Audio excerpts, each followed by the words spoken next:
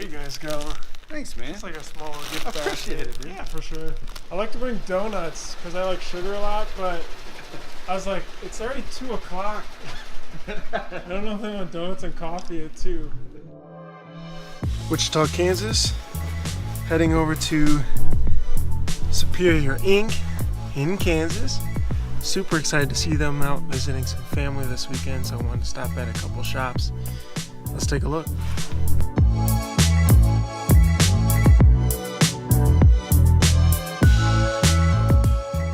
First, we're stopping at Dylan's here. Pick up a gift basket.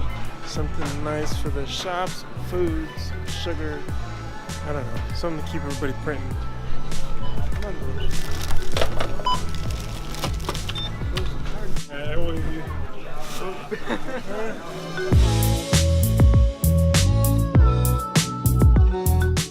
Nice to meet you. Yeah, hell yeah, dude. It's really cool. Mark McBratney. Yeah. This one, so we share it with. It was Log Graphics, and now we share it. It was my partner, business partner, and I, Travis, in here. Shut. We share it with a courier. But we merged. We've been looking, and we had been printing for about 5 years together. Okay. We've been working. This is Ginny. Hey, Ginny. I'm Bruce. Nice to meet you. So this is Travis. Hey, Travis. Hey. My partner. Bruce. Nice to meet you. Nice to meet you too. This is my daddy. Want to tag along? Bruce also. We're about 6 months in to the merger. We went from us two, and we started using Printavo about that time, about a year before the merger, and then we merged, and we've continued to use it, and we love it, dude. That's awesome. It's good. That's awesome to hear. So you got like an M&R and MHM, a lot of contract work. We're trying to get at least another 14 station 12 color in here at this point right now. Really? Just to try to keep up. Other people have laid off this season, and we haven't, and we've hired. So, heck yeah. So that's a good way to get some cheap equipment too. We're probably going to have to, at this point with being in here, have 3 presses on it when we get that 3rd one too. Nice. So we'll just kind of maneuver everything in here, fit in here until it makes sense to buy our own thing and go from there. So walk me through like the flows. We have an image. Oh, really? Direct to screen? Yeah. So, I mean, I'll start in here. We'll pop artwork onto the template. So we're using it with that. I mean, most of it's contract work, and we'll do it through about 4 or 5 companies here in Wichita. Other shops or for? It's mostly for sales and marketing companies. So a couple different places like Distinct Ink. Spectrum is probably definitely our biggest client. They're awesome. They do good stuff. So we'll pop artwork in. We'll load it into Printavo. Let's see, we got statuses. So when I get done with separations, I mark it as separations done, and if it's a must, it has separations done. We'll screen cap this so we can get that out onto the floor, and we'll put that on there, and then we got our image separations up here. So then once that's done, we know that's good. We'll go out and we'll go to the screen room. You like the image? Love it. Really? Have you had that the whole time, or? We just got it probably 3 months ago. Really? When we first got over here, that was one of the things we wanted to do, just to keep up with screen work and no registration. Yes, consistency. The only issue we're having right now is because we moved into a situation where that press is kind of the main press. Yeah. We got pegs on the MHM and we don't on the M&R. Oh, okay. I think we're looking to move to all of them. Got it. So we'll pop everything in. Very cool. Once we're here. So you got this, you said, a couple months ago? Yeah. Nice. How much time do you feel like you saved on? I mean, day to day, setup wise, it's cleaned it up by 50%. Like I said, it would probably be, time wise, but it would probably be in the range of 60 to 80% if we were using one registration system with it. When it was just us two, I mean, we were in with just a 8 station, 7 or 6 color Diamondback and the little manual we got set up. So we worked our way from about $80,000 in revenue. When we decided to do this, we were in facility management together, kept the print shop. Long story short there, but we kind of got some interest as we went directly into screen printing and kind of saving another business deal with the facility management. And then once we did all that, we started to get some interest in doing something with the screen printing here because there was a need. At one point, we went from being, an $80,000 business, growing at $100,000 in debt from our other business deal, to now this is probably going to gross, 600 to 700 in our first year of doing it. So wow, that's awesome. 2 of us to now we have, I think, 8 employees. 8, yeah. Yeah. So just coming together, and it's worked so far. Everybody's loved it. So yeah, and then we pop them on. What do you feel like was a lot of the growth the first year or so? I mean, because that's a solid growth line, right? So. Yeah, well, the merger, that was somebody kind of seeking us out too with this book of business as well. Our connections through baseball really helped in being right there. So niched into the sport. Yeah, you get other connections through that. We knew people, and then just getting out there and talking to them, showing them what you can do, and then word of mouth just kind of took off. I mean, really, we haven't done a bunch of marketing. That's our next step here. And then we'd download them all. So let's say that one's done. View. We can take a look at the picture from here, but then we'll just download them. Got it. Open it up, and then with the iImage comes the color print rip software. And once I've got a separation, we pop it into that folder, which rips it for us, and then it'll show up here. Awesome. And print our screen, wash it out, and it's ready to go. We'll also from here, status-wise in our workflow, once I have some screens made, we'll just mark it as screens made. We got a lot of statuses, contract customers. Got it. It just keeps us kind of organized with where things are, as many jobs as we run. And then we'd mark it as screens made.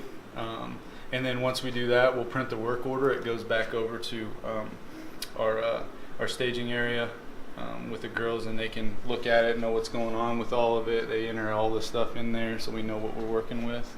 And then we go from there, and then once it's there, they lay it out, and screens are out, and it's ready to go. So screen printing and embroidery now. Yes, cool. That was one thing we moved in. They had 2 heads here. One thing we are looking to expand, because I think during this time of year, it kind of floats some people, and I mean, there was a need for it this year too. So. Yeah, I've seen some more shops also dive into like Sage or ASI to help float the ups and downs too with promo products, and they don't touch it. Obviously, they just sub it out. Yeah. Since we're dealing with different companies, contract printing wise, we almost have to have a relationship with each salesperson that sends stuff here. So when they send stuff here, keeping that line of communication open, hey, text me, let me know what you want first or what's going on. Hey, we're really busy right now.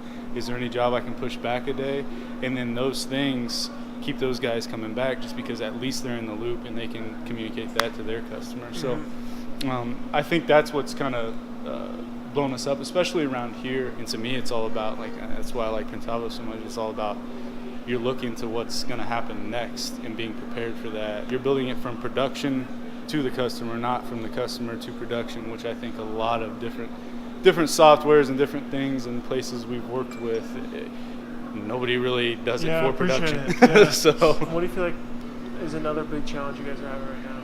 Probably as we've gotten going, really just getting used to the amount of business that we're doing now compared to what just Travis and I did on 8-station 6-color and a 6-color manual. Sure. Probably slowing guys down and not making mistakes, as opposed to they see the amount of work and I think that they want to go fast, because we got some quality people. I mean, some phenomenal people. Right. We got really lucky. The goal right now within growth, obviously that's number one, trying to get the equipment needed to make sure we're not stressing about getting things done. Just making sure they slow down and we eliminate as much waste as possible, because to me, coming back, I mean, those are save screens for waste. Right. On the end there.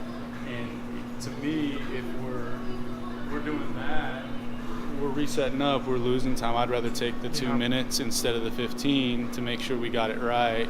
Well, understanding what inks you're using, why you're using them, flash times for each garment, changes, shrinking, all the things that can happen on press. For sure. Just making sure you understand what's going on. So there's a learning curve to certain things that we're trying to get on top of. But like I said, we're starting to pick up on it. And I think besides waste, Travis and I have talked about it, it's more like training customers. Yeah. I would rather have them a little bit educated about what's going on in the process and explain to them why and them understand why things won't work and say, oh, this won't work. To bring the community in, see what printing looks like, see what goes into it, because then there's like a mindset of, oh, I should like really get the artwork ready, my size is finalized, because it helps make the flow simpler, and then they understand the cost more, right? So you can, when you charge something, they're just not like, what do you mean? You're just like printing it on. They don't think about what's going on, right? Yeah, exactly. It's like yesterday, I spent 30 minutes, almost 45 with a guy. It was an old school print guy. He's back in the business in the sales side, but he's preparing his own art right now, and he's using Corel Draw, and we're using Illustrator. Well, making sure that he gets those fonts out of there, so I don't have missing fonts and understanding things. So I just sat down and educated him a little bit about it, showed him what I do in Illustrator and why it doesn't work. And so now he's like, okay, well I can probably figure that out. Well, that 30 minutes may save me 2 or 3 hours later on messing around with something instead of explaining it to him. So I think, and I think that's the coach in both of us too, is educating people. That's a great huge perspective to have from not business side, because you're coaching your team, your customers, you know, yourselves. Like, okay, it's 2018, it's great, we did this, but how do we step it up for 19?